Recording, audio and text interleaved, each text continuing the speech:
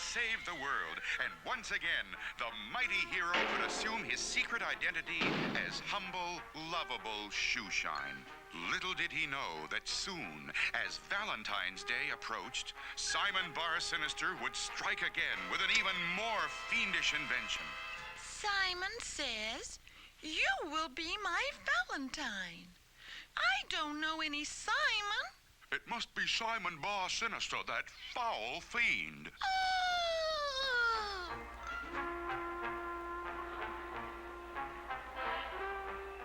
You will be my Valentine? What does it mean? It bodes no good. And now, here with all the latest news is your Ace TV reporter, Sweet Polly Purebred. Almost anywhere you look, you can see a sign which reads, "Simon says you will be my Valentine." No one would want to be Simon Bar Sinister's Valentine. Ugh. Yet city officials are worried, knowing that it must all be part of some diabolical plot of Simon's to take over our fair city. As of now, there is no cause for alarm, but everyone... With my new machine, I'm going to take over the city. You mean you're really gonna make everybody a Valentine? I am, with my latest and most diabolically clever invention. The Valentine Vault. Look here. What's it do? It turns people into Valentines. How does it work? Anything that gets inside can be turned into a Valentine. And observe.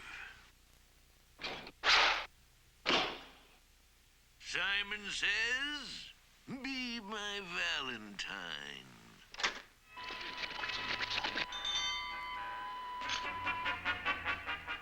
Wow. But will it work on people? Step inside. I will demonstrate. Not me, boss. Well, and go out and tell the boys to bring us back a few funny Valentines, eh? Here they are, boss. We got you a nice cross-section. A banker, a salesman, a cabbie, a hat-check girl, a school teacher. Good. Now you are all going to help us in a little experiment. No, you can't. Foolish to me. Silence! Now, if you'll all just step into my private office here. Simon says, "Be my Valentine."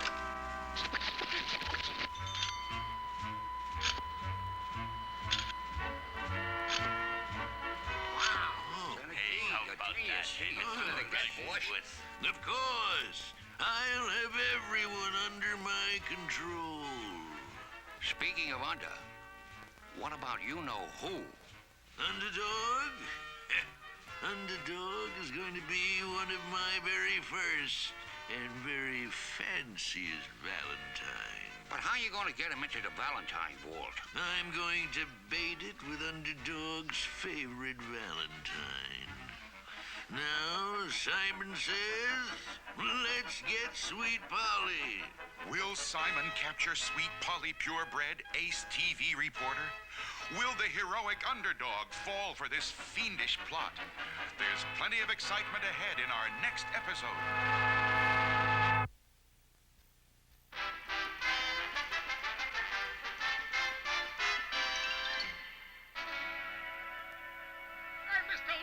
Mr. Livingston, some men have dropped a whole lot of boards and stuff in the yard. Good, good. It must be the new tool shed I ordered. Come on, I'll show you. We had all these shovels for the workers to use, and there was no place to keep them. So I ordered a prefabricated tool shed. Prefabricated? Yes, it means all ready to put up. See, here are the four walls, and this is the roof, all ready to go on. And the posts are all cut and ready. Why, you could put the whole thing up in a couple of hours. But you've got a lot of other things to do first, so we'll just leave it here for the time being. Well, do you think it'll be all right? Oh, of course. Who would bother a tool shed? Yes, of course. Who would bother a tool shed?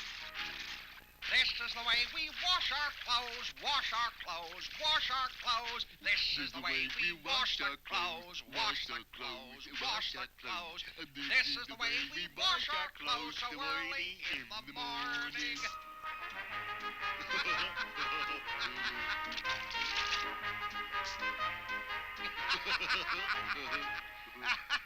Hey, Tennessee. Hey, Chumley. What you doing? Blowing soap bubbles? No, we are not blowing soap bubbles. We are washing our clothes. Oh, that's a good idea. How about washing ours? Huh? Don't be ridiculous. Wash your own clothes. We'll pay you for it. Don't be ridiculous. I'm not going to wash. You'll pay money? Sure. This gives me an idea. Here's a chance to make some real money, Chumley. We're going to clean up. Okay, Beaver Brothers, go get your clothes and spread the word. Tennessee Tuxedo's Laundry is open for business. Well, Chumley, it looks like we've set ourselves up in a real going business. Everybody will be bringing us laundry. And Tennessee was right. Everybody did bring in the laundry. Tigers and turtles, bears and baboons, pelicans and potamuses. Until at last, there was a mountain of laundry. Gee, Tennessee, we can't do all that laundry in this little tub. It'll take us all year. Don't worry, Chumley. I thought of that. We're going to make the whole thing automatic. First, we need 20 wash tubs. There we are, Chumley. When the wheel goes round and round, it will move this big lever up and down, which will make these shafts slosh up and down in the tubs and wash the clothes. I told you, Tennessee Tuxedo will not fail. That's pretty smart, Tennessee, but what's going to make the wheel go round? Why, it's simple. I hadn't thought of that. We'd better go and see Mr. Whoopi and find out about power. So, you want to learn how to make your new washing machine go, eh? Well, now, I can see how that could start you spinning. Get it?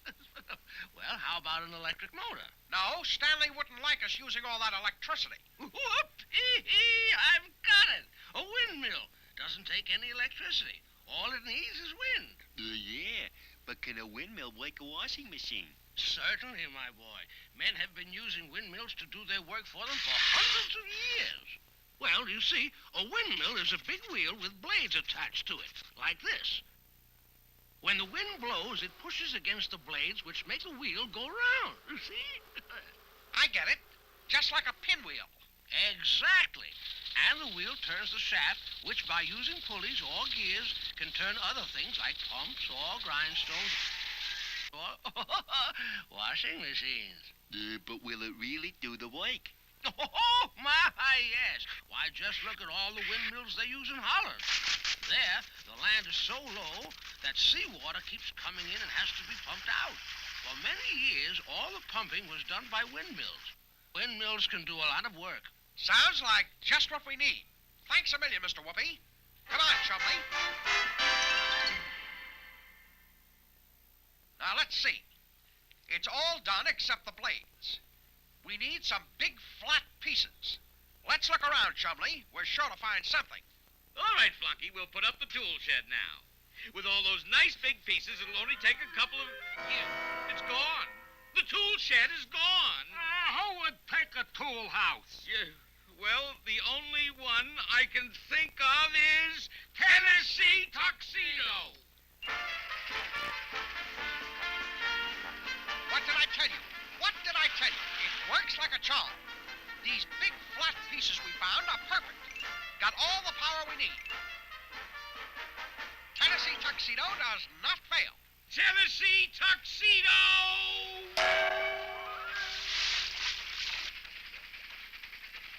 Hiya, Stanley. Glad you dropped in. Come to get your laundry done? Quality work, speedy service. No, I did not come to get my laundry done. I came to get my tool shed. Tool shed? Yes, my tool shed up there on your windmill. Now, wait a minute, Stanley. We need... Take it down. Take it down. Take it down. But you'll ruin our laundry business. Down, down, down. So you see, Mr. Whoopi, the windmill did work, but Stanley took it back, so we need some other kind of power to do the laundry. Well, how about a water wheel? They're easy to make, and they can give you a lot of power. Thousands of years ago, men learned how to use the power of water to turn water wheels. There are different kinds of water wheels. One has buckets around the edge. It's called an overshot water wheel because the water comes out of a trough, fills the buckets, and makes them heavy enough to turn the wheel. And when the wheel turns, it can be used to operate other machines. Absolutely right, my boy. Now, the other kind of water wheel has paddles around the edge. It is called an undershot wheel because the water flows under the wheel and pushes against the paddles and makes the wheel turn. Which is easier to build? Well, I'd say the undershot wheel. All you really need is an axle and some paddles. And, of course, a good stream or brook to make it go. Lucky thing we've got a stream right next to the laundry. Mr. Whoopi, you've saved us again. You're the greatest. Come on, Chumley. All right, Chumley. There's the axle all hooked up and ready to turn. Now, all we need are the paddles. Now, let's see. What can we use? I've got it. Come on, Chumley. Done at last. Isn't that a beautiful tool shed? Now let's go and get the shovels. They're gone. First we had the shovels and no tool shed to put them in, and now we have a tool shed and no shovels. Where could they have gone? No, don't answer that. I know where they are. How about that, Chumley? How about that? Those shovels make a perfect water wheel. And look at our washing machines work. Our laundry business is going to be a success.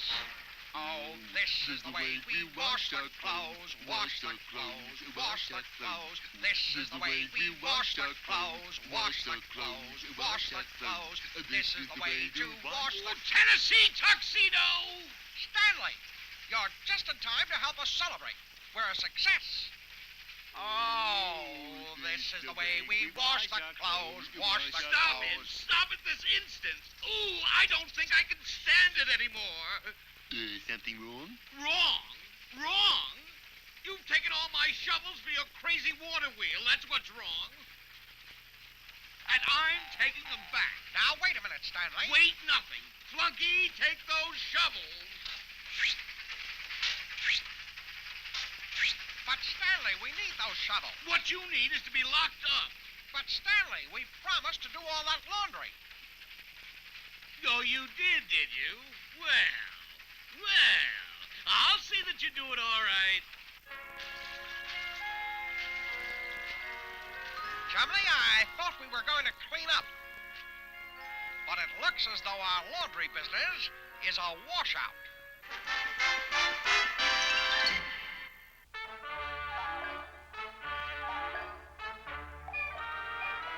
One of the strangest adventures the King and Odie ever had began in the hideout of those two despicable characters, Biggie Rat and Itchy Brother. This particular day, Itchy was writing one of his poems, while Biggie was pacing up and down trying to figure out a way to take over the kingdom of Bongo Congo from King Leonardo. When... Come in. Like, wow, you see what I see, Big? Yeah. Okay, you guys, what's the pitch? Pitch? There's no pitch. We want to make peace. We come as friends. Let bygones be bygones. There's something phony about this. I smell a rat. Watch your language, Itch, or you'll end up scratched. All right, Kingsley, what gives? Well, you've always wanted the crown, so we're here to give it to you. In fact, he will give you his whole head, won't you, sire? Of course. Here you are. Yay! Biggie and Itchy were about to dive out the window when they heard a familiar laugh. It's Professor Messer. The man of 1,000 disguises. Who are you disguised as today, Mass? Today I am Messer the Mad Muscovite, world's greatest inventor. I have invented everything. Baseball, Fitzball, radio, razor. No matter what has been invented, I have invented it first. But this is my greatest invention, Messer's rotten robots. Robots? Like mechanical men. Exactly. I make them to look like the King and Odie. walk like and talk like them too. But the big thing is that they do just what I want them to do.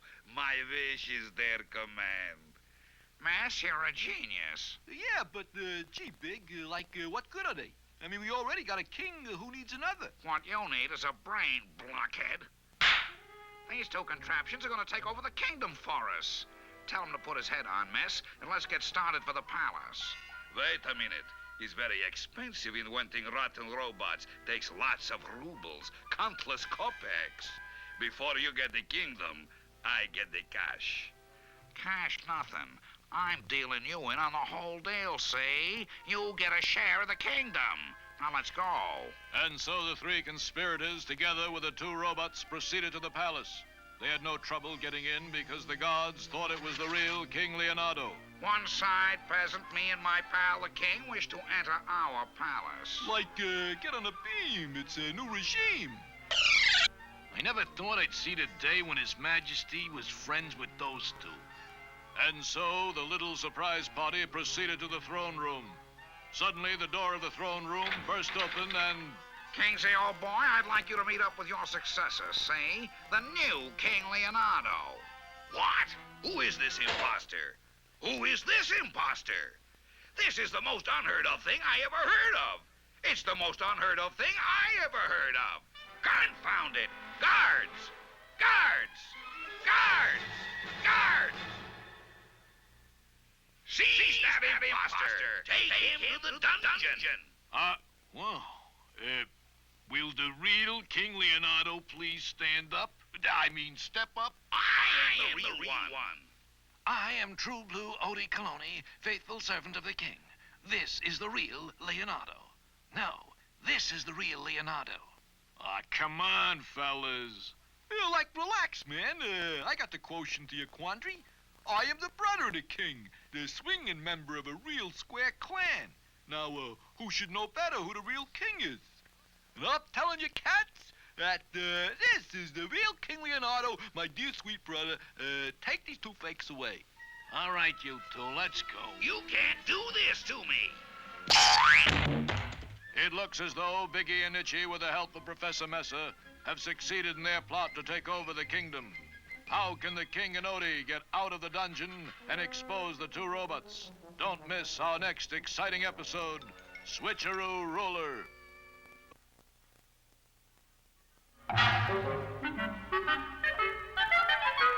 In our last episode, the King and Odie were in real trouble. Professor Messer, masquerading as a mad Muscovite, had invented two robots who looked exactly like the King and Odie.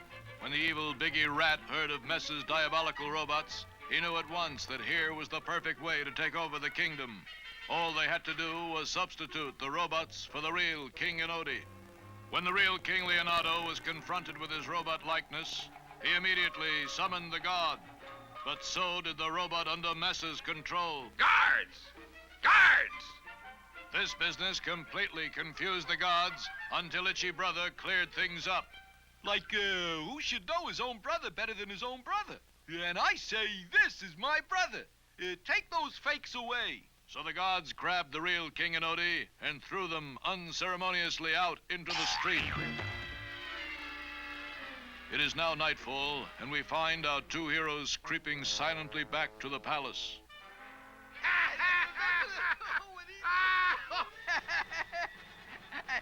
Did you see my royal brother when that robot walked in? That killed me, Robot? I see it all, sire. Professor Messer made robots to look exactly like you and me. They're going to make the people of Bongo Congo think that the robot is king. And since they run the robot, they can run the kingdom. Why, that's the most unheard of thing I ever heard of. Shh, sire. Listen. Okay, you guys, cut the clowning. This is Biggie talking, see? And we've got serious work to do. First off, I called a council meeting for tomorrow morning. Then my buddy, the king here, is going to tell him that he's tired of being king and he's turning the whole shebang over to Biggie Rat. From then on, I'll be running things in Bongo Congo. Yeah, Big, I dig. The rotten robot, renounces the royal rigmarole. I've heard enough. They can't... Wait, sire. I have a plan. At dawn the next day, The two friends crawled through a palace window and moved cautiously to the place where the two rotten robots stood. We must change places with these robots, sire, and pretend we are the robots until we can expose the plot in front of the entire council. Quickly, the king and Odie pushed the two robots into a closet and locked the door. Then they assumed the stiff pose of the robots. A short time later, Biggie, Itchy, and Professor Messer entered the room. Well, here are two friends patiently waiting to be of service. Come, Itchy comrade, let us dust them off. Is not right that greatest inventions of world's greatest inventor should be dust covered? Yeah, this little old feather duster will do the trick.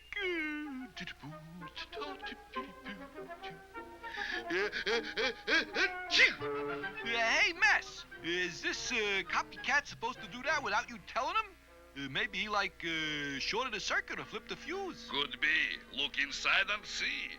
How do I get the top off? It's simple. Just unscrew his head. Something I've always wanted to do. Hey, Mess, it won't come off. Here, let the inventor show you how. Never mind that now. Here comes the council. All right, you guys, this is Biggie talking, see? And Kingsy here has a few words to say about some new arrangements we're going to have. Okay, Professor, start the dummy talking. Boom, boom, yes. There are going to be some new arrangements around here. I am tired. Good, perfect. Tired of the plotting of those two traitors, Itchy Brother and Biggie Rat. Seize them. Turn that contraption off. It's not contraption, it's real thing. I'm gonna bug out of here like a flea, man. Oh, no, you don't. Good work, True Blue Odie. And so the little kingdom was saved once more. But will Biggie and Itchy and Messer cause more trouble? We'll find out in the next exciting episode of The King and Odie.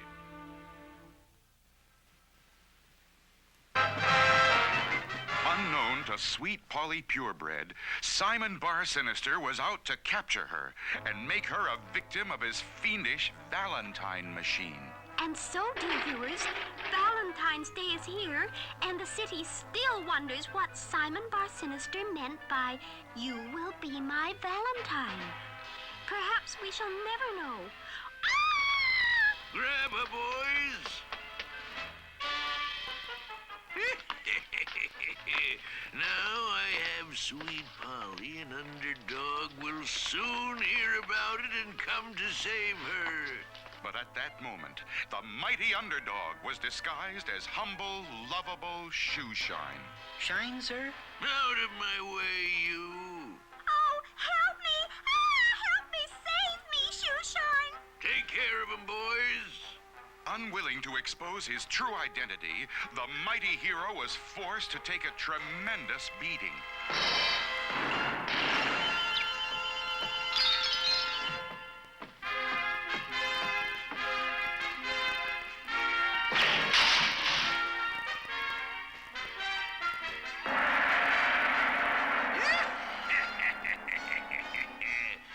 Good day, Shoeshine. Help! Save me! Oh, where has my Underdog gone? Oh, where has he gone?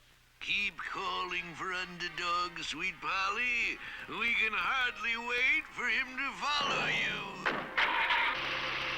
I dared not expose my true identity, but now with Simon and his men out of the way, I shall hurry to a nearby telephone booth, change to Underdog, and save Sweet Polly from the sinister Bar Sinister.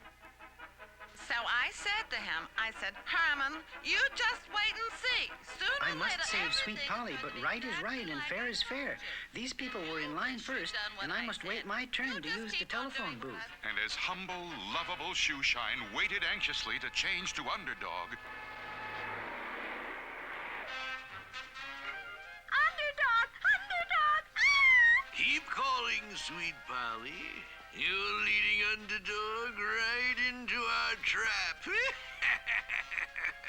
Set your traps, villain. But there is no trap that the heroic Underdog cannot overcome. No?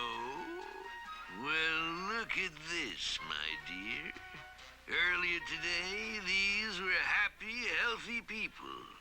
But now they are... Valentines. Precisely, my dear. They simply entered here thinking it was the inner door to my office. And then Simon says, "Be my Valentine."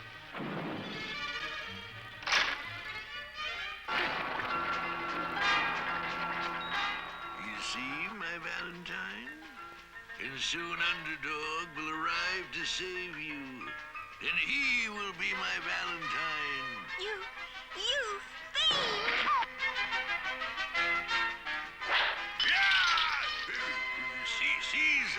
Seize her quickly.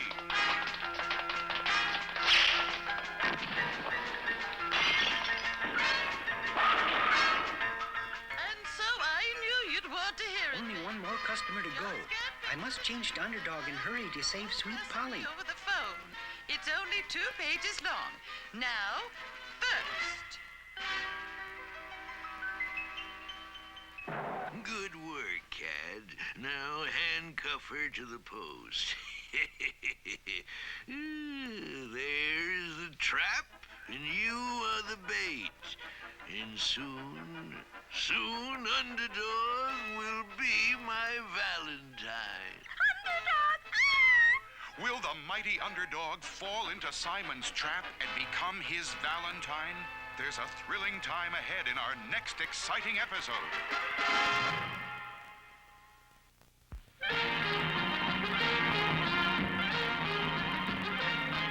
Winter had come to Gopher Gulch. The winds blew. The snow came. Ruffled Feather and Running Board were very unhappy. Weather freezing and blanket full of holes. What us do to get warm?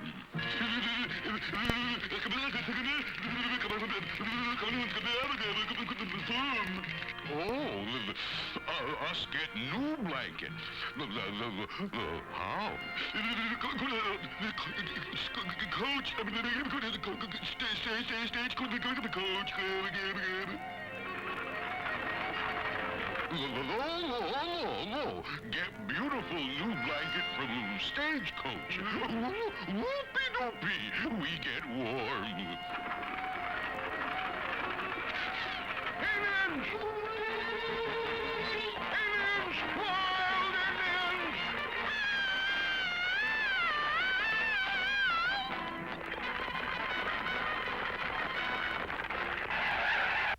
Don't shoot! We'll give you our money!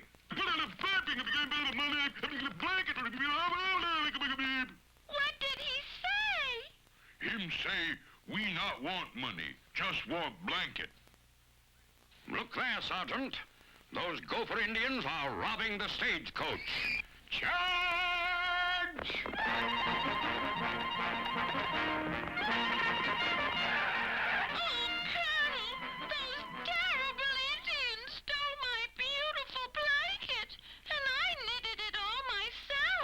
Dry your tears, fair lady. I, Colonel Kit Coyote, promise that you shall have your beautiful hand-knitted blanket again. Charge! Up ahead there, Sergeant. I see them. Full speed ahead. Put up your hand, you scoundrels. I arrest you in the name of the U.S. Army. Begging the Colonel's pardon now. These aren't the Gopher Indians at all. These are just snowmen. Yes, snowmen? Why would they build snowmen here? I reckon that's why, Colonel. They're attacking us with snowballs. Return their fire, Sergeant. Take cover. We have not yet begun to fight.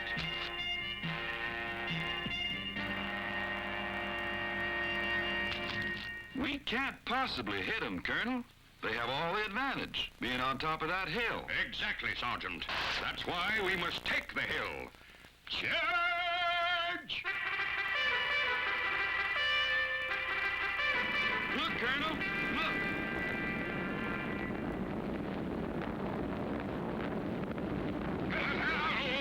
Send up the reserves. Fire at will.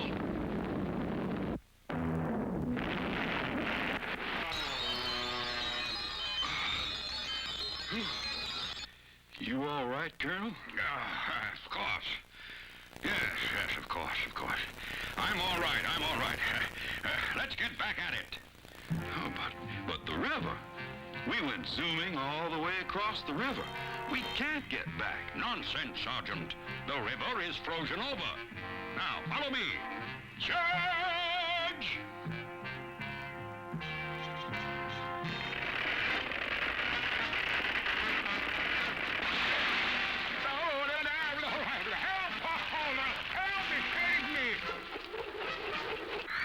And so the ever-faithful sergeant did manage to save the colonel and return him to the fort. And later that day... Knit one, purl two. Knit one, purl two. When the colonel tells a lady he's going to return her blanket, he really means it. Y'all be sure to be around for our next adventure. Maybe the colonel will be through knitting by then.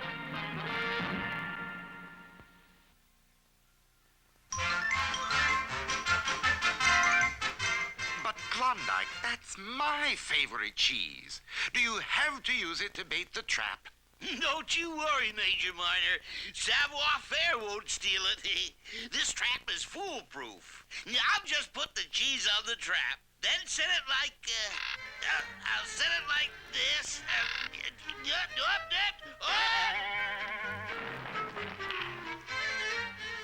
Try again. Now, fasten the latch. There. When that savoir-faire touches that cheese, snap! I'll have 'em. Aha! My favorite cheese. It looks like a trap, but of course I am too fast for any trap. Aha! At last I've got you.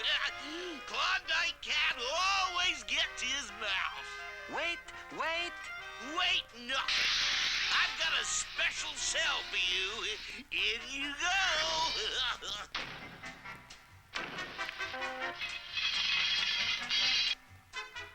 Now, you're never going to get out of there.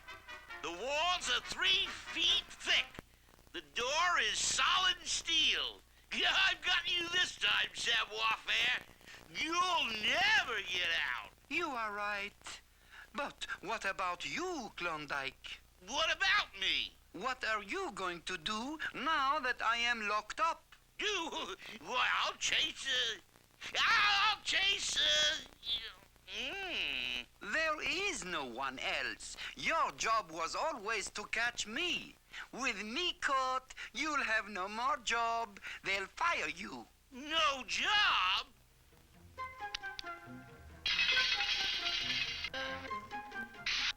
You're all right now, savoir-faire.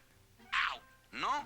No? I won't escape unless you give me the cheese. Now listen, Mouse, you get out of there. No? Well, I'm coming in there and throw you out.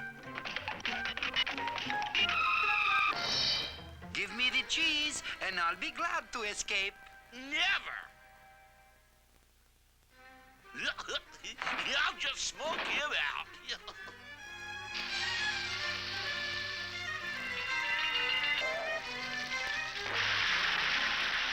Savoir is everywhere. I'll make mincemeat out of that mouse. Give me the cheese, Klondike, and I will go. Never. I'll fool that mouse. All right, savoir-faire, you win. Here's the cheese. Just let me check. Now, you're going to escape whether you like it or not. Pardon. Huh? Savoir-faire is everywhere.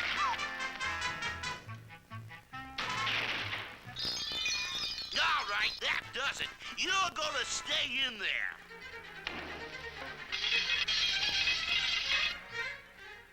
But Klondike, with me in here, you'll be out of a job. I've been a fool. I can't let you escape. I'm an officer of the law.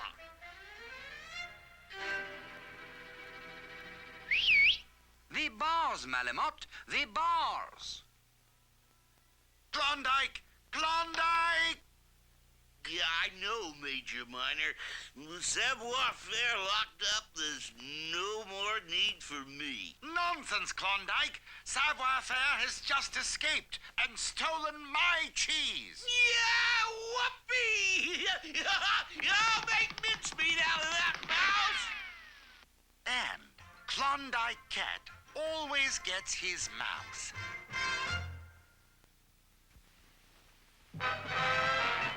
Simon Bar Sinister held Sweet Polly Purebred captive in order to lure Underdog into his Valentine trap. Meanwhile, Shoeshine was desperately waiting outside a phone booth. Yeah, so I says to him, listen, you can't talk to me like that. Who do you think you are? After all, I'm a citizen. Yeah, I got my rights, you know what I mean? So then he says, what? What? Yeah, he fired me. Me, of all people. Well, like I always say, you can't win them all. Yeah. Imagine the nerve of that. Pardon me, sir. What? Well, I'm in kind of a hurry, and I was wondering if I might use the phone. It's an emergency. You got an emergency. How about me? I just got fired. Don't talk to me about no emergency. Yeah. Some creep out here wants to use the phone. Hey, listen, Harry, what I want to ask you is this.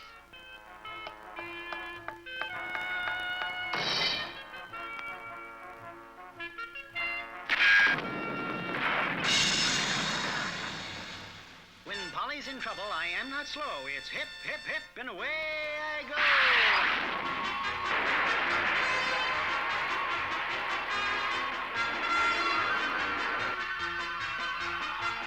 I knew it would work. Here he comes. Underdog will fix you. He's the bravest, strongest, most wonderful hero in the whole universe. Your admiration is touching, my dear. But when my machine gets through, he won't be brave or strong or wonderful.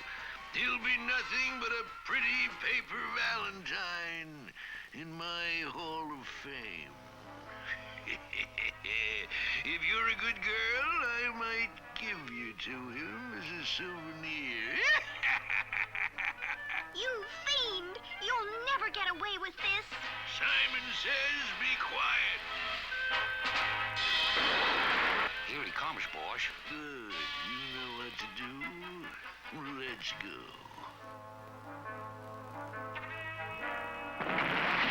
There's no need to fear. Underdog is here.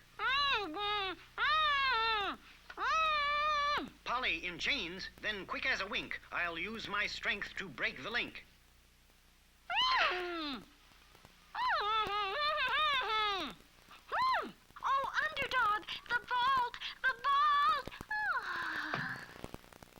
It must be part of Simon's plot. I'll look inside to see what's what.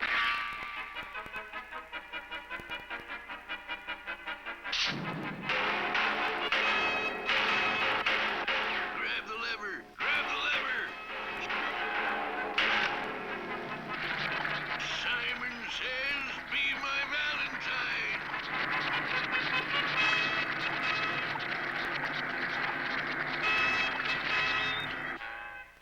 You did it, boss. You did it. After all these years, you finally got Underdog. You don't look so tough now, do you, hero? Take that, and that, and that. Old lacy pants. Shall I tear him up, boss? No. I'm going to hang him on the wall and use him for a dartboard. That is when we get back. Where are we going? Call in the boys. We're going to take the vault down to City Hall and make the mayor my Valentine. Okay, you guys. Pick up the vault and put it in the wagon. We're going to City Hall. What about her? Handcuff her again. There. when she comes to, she can look at her favorite Valentine. Now for City Hall. What an ignominious end for a hero of heroes. Who now will champion the underdogs of the world? Is there any hope at all? The answer lies ahead in our next exciting episode.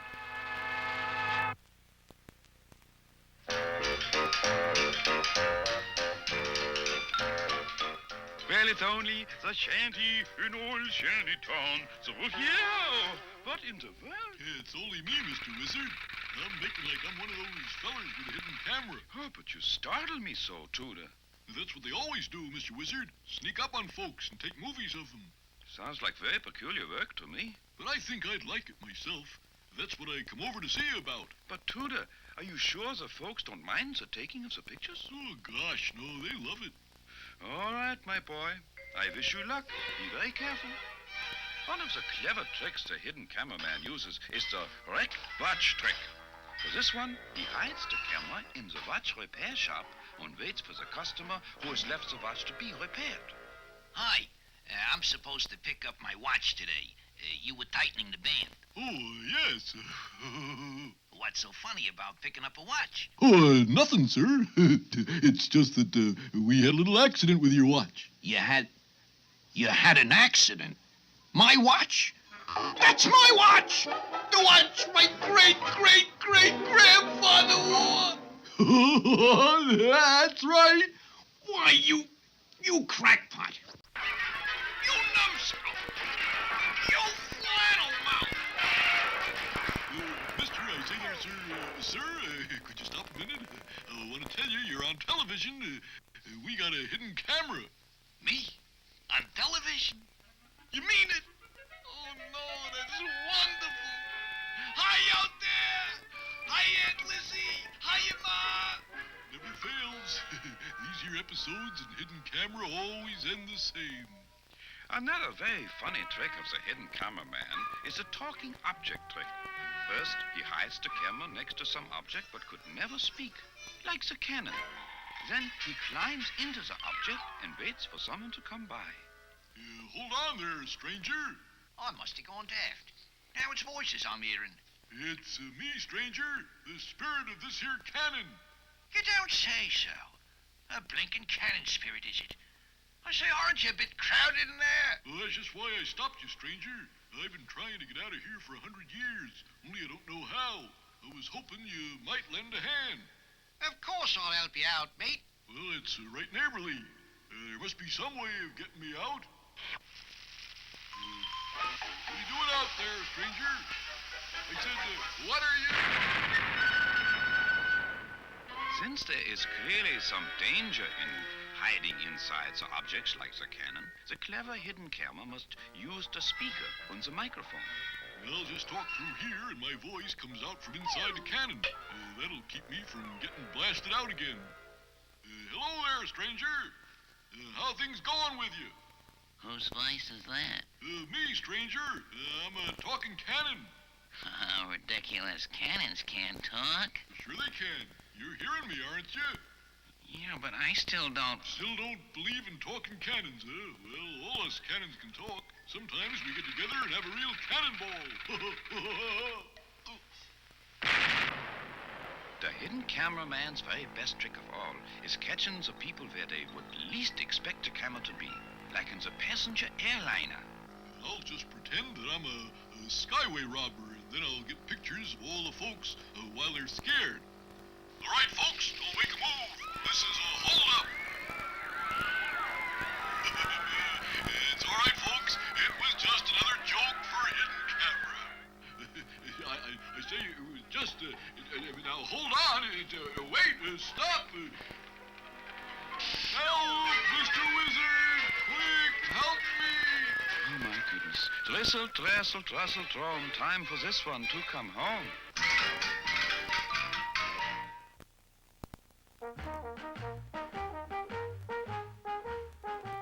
At the giant rinky-dink amusement park, that wily, clever criminal, the Fox, was hard at work on his latest scheme, which began with picking every pocket in sight. Pardon me, sir. Is your wallet safe? Safe? Yes, it's right here. Look, up in the sky. Where? The fox lost no opportunity to relieve people of their wallets. Things got so bad that the owners of the amusement park called in Officer Flim Flanagan. I sure know there's only one person clever enough to pick pockets on such a grand scale. The fox.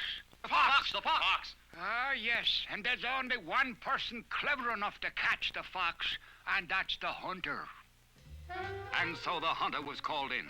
The great detective devised a brilliant plan. It's just a question of superior brain power.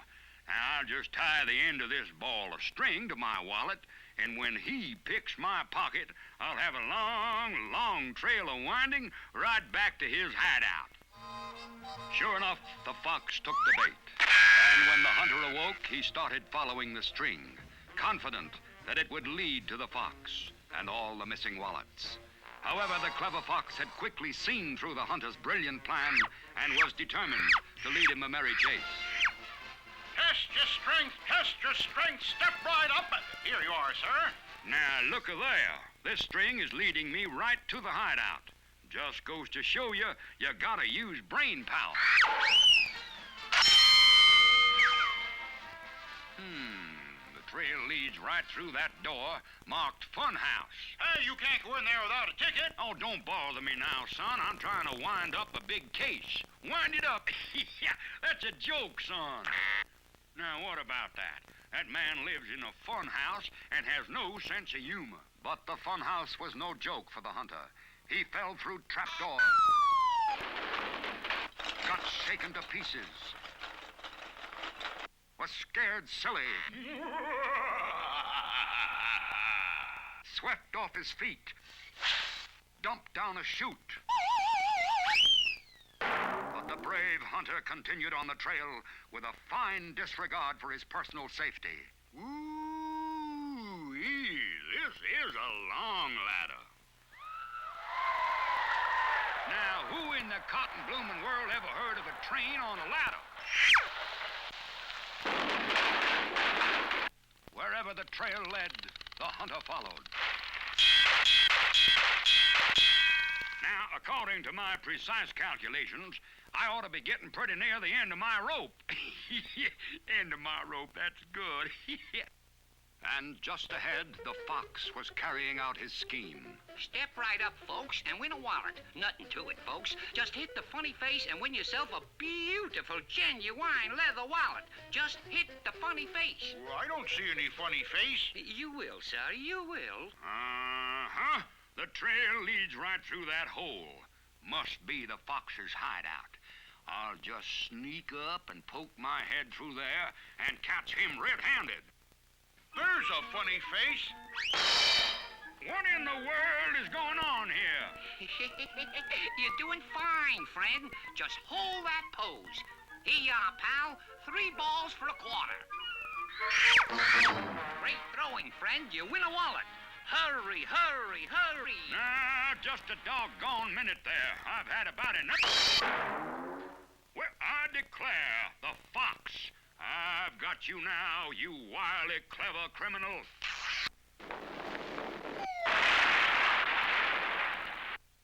Ah, sure, Hunter, and you've done it again.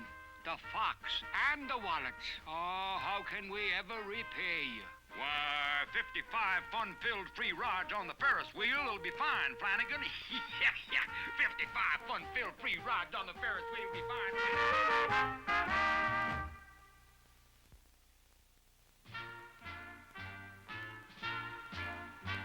There, my old alma mater, Hex. Did I ever tell you about the most famous football game by Hex? I believe so, Commander, and... We were playing the top team in the nation. Outweighed us 3-1, and their line was a solid wall of steel. In spite of the great odds against us, we managed, through my superior brain, don't you know, to hold the Blighters to a single field goal for 3 points. But their solid steel line took a tremendous toll on our men.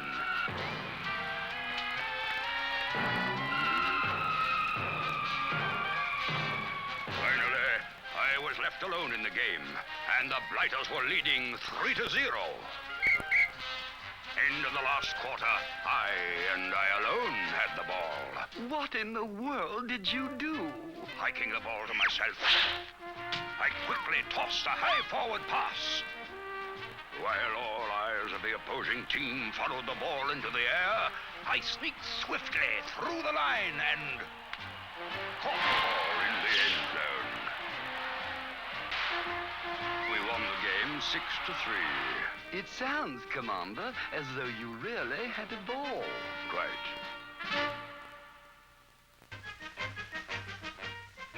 There, the South American jungle. Another jungle story, Commander? I was walking through the jungle when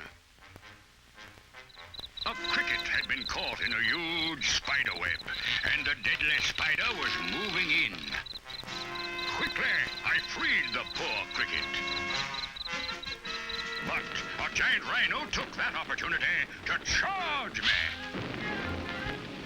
I tried to run, but I found myself on the edge of a precipice 1,000 feet high. Using my amazing reflexes, I dove to the side. Safe? Yes, but the crash of the rhino had been so fierce that the precipice cracked, opening a huge gorge 40 feet wide in front of me. I was trapped, but suddenly it was the cricket I had saved from the spider. Quickly, I unraveled a thread from my clothing, tied one end to the cricket and the other end to the rope I always carried. Yes, I pointed across the gorge, and the cricket leaped across and tied the rope to a tree. I tied the other end to a rock and crawled to safety.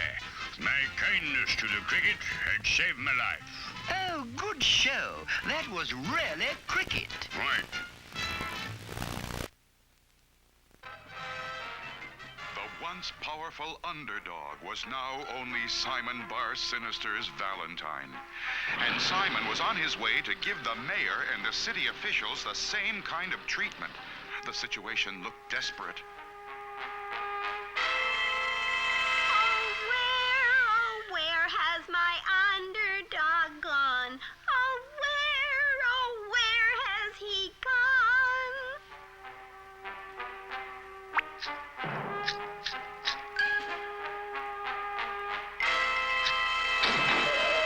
Underdog, my poor underdog. Champion of underdogs everywhere. Herculean hero of the world. Oh, what has happened? Has Simon Bar Sinister really won? The secret compartment of my ring I fill with an Underdog super energy pill. You're alive. You're flat, but you're all right. Your ring. And the pill. But it's so flat, Underdog. Oh, I hope it works. There's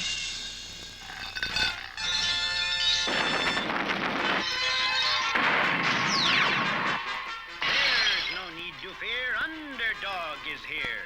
Oh, Underdog, you're all right. We must hurry to the officials at City Hall before Simon makes Valentines of them all. If only we aren't too late already.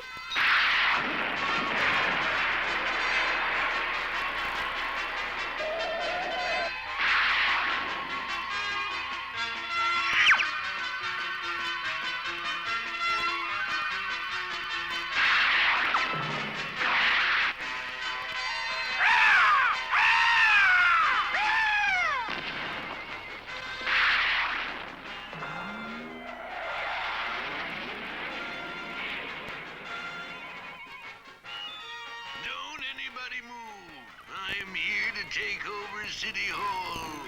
You've tried before, Simon Bar Sinister, but Underdog always stops you. Not today, Mr. Mayor. Today, Underdog is my Valentine, and soon you will be too. Put him in the machine, boys. Oh, no! What are you going to do? Can't anyone save me? Today, the city. Tomorrow, the world. Simon says, be my Underdog.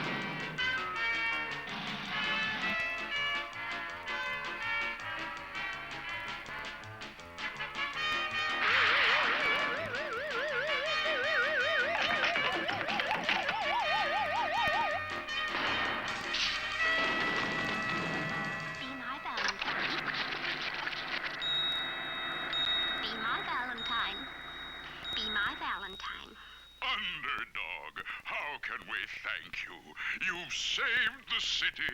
Yes, the hero of heroes had done it again. The champion of underdogs everywhere had saved the city from Simon Bar Sinister. And so, once more, people could look up and say, Look, it's a plane. It's a bird.